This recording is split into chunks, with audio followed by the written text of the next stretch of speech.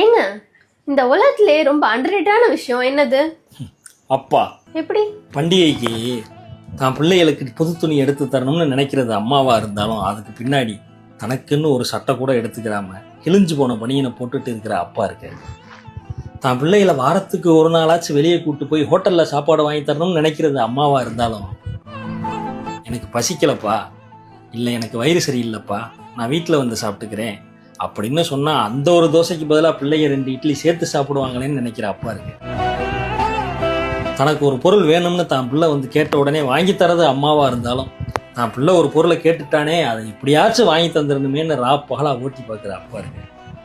தான் பிள்ளை யாரும் முன்னாடி கை நீட்டி நின்றக்கூடாதுன்னு நினைக்கிறது அம்மாவா இருந்தாலும் அதுக்காக யாரோ ஒருத்தர் முன்னாடி கை கட்டி நின்று வேலை பார்க்கறது அப்பா. என்ன சொன்னா சொல்லிக்கிட்டே போகலாம். இவ்வளவு பண்ணியும் கடைசி காலத்துல அம்மாவையாச்சும் வீட்டு வேலை பார்ப்பாங்கன்னு கூட வச்சுக்கிறவங்க. ஆனா அப்பாவை பாவப்பட்ட ஜென்மம்.